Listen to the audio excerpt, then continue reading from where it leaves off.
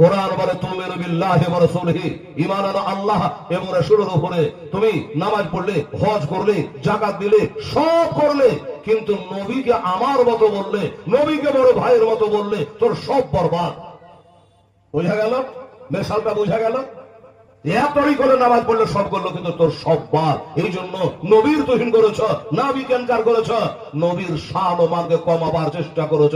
এই জন্য নবী বলে মান আজা সারা তুমি না সারি ফজান্নাতু হারামুন আলাই। শুনে রাখো, নবী তো নবী দূরের কথা, নবীর একটা চুল মুবারককে যদি কেউ তুহিন করে, তো নবী বলছে তার জন্য জান্নাত হারাম, জান্নাত পাবে না। এই জন্য নবীর জুতাকে জুতা মুবারক বলতে হয়। হ্যাঁ বাবা, নবীর চুলকে চুল মুবারক বলতে হয়, নবীর চাদরকে চাদর মুবারক বলতে হয়।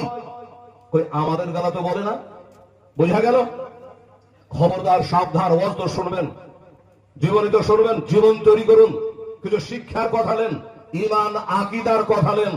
নবীর সামনে যেন কোন রকমের বেয়াদবি কথা মুখ দিয়ে বের না হয়। আপনি জানেন নবী তো নবী, নবীর পেশাবের মূল্য হতে পারবি না।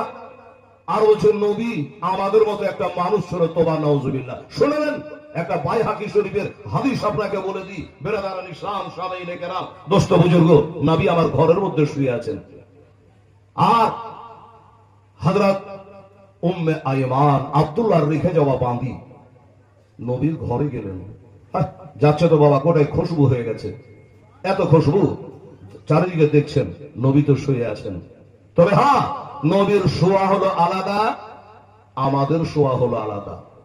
আমরা শুয়ে গেলে উজু ভেঙে যাই, তারা চোখও ঘুমায়, দিলও ঘুমায়। আর নবীগণ তারা বাহিনী কালবি, নবীগণ যখন ঘুমায় তাদের চোখ দুটা ঘুমায়, দিলটা জেগে থাকে। এই কারণে নবীর ঘুমে অজু নষ্ট হয় না। তো দেখছেন নবী তো শুয়ে আছেন, ঘরে এত খুশবু কিসের? ডানে বামে দেখতে দেখতে দেখতে হঠাৎ করে দেখছেন একটা কাঠের পাত্রে করে তরলত্ব জিনিস, পানির মতো, শরবতের মতো কি যেন রাখা আছে। আমার উম্মে আইমান আর থামতে পারলেন না, ওটাকে তুলে ফাঁসারিতে পান করে নিলেন। পান করে নেওয়ার পরে মনটা একটু কেমন করছে যে আল্লাহ, নবীর ঘরে ঢুকলাম, আর নবীকে না বলে নবীর ঘরে তিনি সবই পান করলে, এটা তো আবার অন্যায় হইল। আর বাস্তবে অন্যায়। ইমাম সাহেব মসজিদের ইমাম আছে, ঘরে শরবত রেখেছে, ইমামকে না বলে ঢক ঢক করে মেরে দিল, অন্যায় হবে না বাবা? অন্যায় হওয়ার পরে তখন খেয়াল হয়ে যান এটা ভুল হলো, যাই ইমামকে বলে আসি। উম্মে আইমান চিন্তা করে এটা আমার ভুল হলো, অন্যায় হয়েছে, যাই। কোথায় যাই? কোরআন বলে যাউকা ফাস্তাগফিরুল্লাহ ওয়াস্তাগফারাল্লাহুম রাসূল লা ওয়াজাদুল্লাহ তাওয়াবার রহিমা। তুমি যদি তোমার নফসের প্রতি জুলুম করো, আমার মুস্তাফা, মুরতাজা, মুনাক্কা, তাহা, ইয়াসিন আমার নবীর দরবারে যাও। নবী যদি ক্ষমা করে দেয়, আল্লাহ তোমাকে ক্ষমা করবে, আর নবী যদি ক্ষমা না করে, আল্লাহ তোমাকে ক্ষমা করবেন না। সুবহানাল্লাহ। এই জন্য সকালবেলাতে নবীর দরবারে গিয়ে আসসালামু আলাইকা ইয়া রাসূলুল্লাহ, আসসালামু আলাইকা হাবিবাল্লাহ। নবী বলছে কি খবর মা? বলে হুজুর আমি রাত্রিবেলা একটা অন্যায় করেছি। কি অন্যায় করেছো? বলে হুজুর আপনি শুয়েছিলেন, ডাকলাম না, আপনার ঘরের মধ্যে কি যে শরবত রাখা ছিল জানি না, ওইটা আমি আপনাকে না বলে পান করে ফেলেছি, তাই একটু ক্ষমা করেন। আচ্ছা বলছে ক্ষমা পরে হবে, আগে জিজ্ঞাসা করি যেটা পান করলি এটা পান করতে কেমন লেগেছে? বলে হুজুর মুস্কাম্বার থেকে খুশবু বেশি, মধুর থেকে মিষ্টি বেশি, এত সুস্বাদু লেগেছে, এত সুন্দর লেগেছে, পান করে নিয়েছি হুজুর, আমাকে ক্ষমা করে। নবী কি বলছেন? এ উম্মে আইমান ফাতাহাকা ওয়াকানা ইন্নাকি লান তাস্তাকি বাদারাকে বাদা ইয়াউমিকা হাযা আবাদা। রাহুল বাইহাকি। নবীজি বললে শুনে নাও উম্মে আইমান, ওটা শরবত ছিল না, মুস্কাম্বার ছিল না, ওটা তোমার নবী মুস্তাফার পেশাব ছিল, ওটা আমার পেশাব ছিল, তুমি না বলে পান করে নিয়েছ। এবার হবে কি, আজ আমি নবী মুস্তাফা বলে দিলাম, তোর শরীরে আর জাহান্নামের আগুন ঠেকবে না। জোরে বলে সুবহানাল্লাহ। হে মুসলমান শোনো, এই জন্য নবীকে চিনতে হয়, নবীকে জানতে হয়। যার পেশাব পান করলে জাহান্নামের আগুন হারাম হয়ে যায়। যে নবীকে মহব্বত করলে আল্লাহকে মহব্বত করা হয়, নবীকে রাজি করলে বাবা খোদা রাজি হয়। কাল হাসরের দিনে বেটা থাকবে একদিকে, বেটি থাকবে একদিকে, বউ থাকবে একদিকে, আত্মীয় স্বজন থাকবে একদিকে, সবাই বলবে আমার কি হবে? একজনাই বলবে না, তিনি হলো আমার নবী মুস্তাফা সাল্লাল্লাহু আলাইহি ওয়াসাল্লাম। তিনি বলবে ইয়া রাব্বি হাবলি উম্মতি, ইয়া রব্বে হাবলি উম্মতি, আমার উম্মতের কি হবে? উম্মতের জন্য খোদার কাছে সিজদায় পড়ে কাঁদবে। তিনি হলো নবী মুস্তাফা। আর তারই আজকে আবার যাচ্ছে ঈদে মিলাদুন নবী মানাচ্ছি। একের আসল আসিল গো সোনার মদিনায়, জোরে বলে সুবহানাল্লাহ।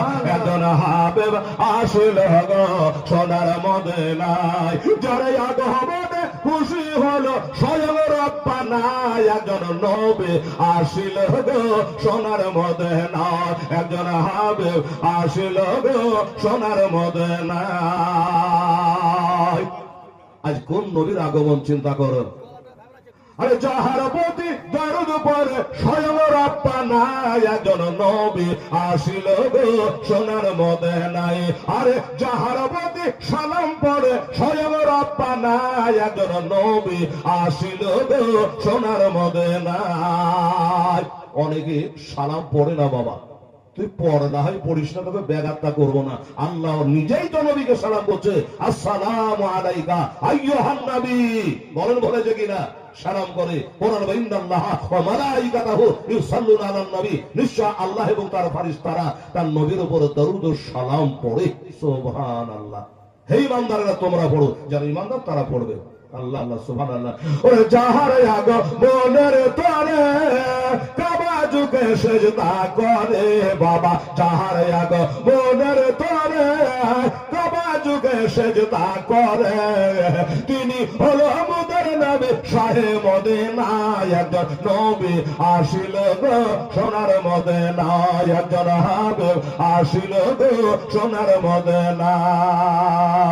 নবীর আসে আবু বকর ইন্তেকালের পরের খবর, নবীর আসে আবু বকর ইন্তেকালের পরের খবর। রওজা পাকের তলা খুলে, রওজা পাকের তলা খুলে চাবি লাগে না। একজন নবী আসিল গো সোনার মদিনা, একজন হাবিব আসিল গো সোনার মদিনা, একজন রাসূল আসিল গো সোনার মদিনা। আল্লাহুম্মা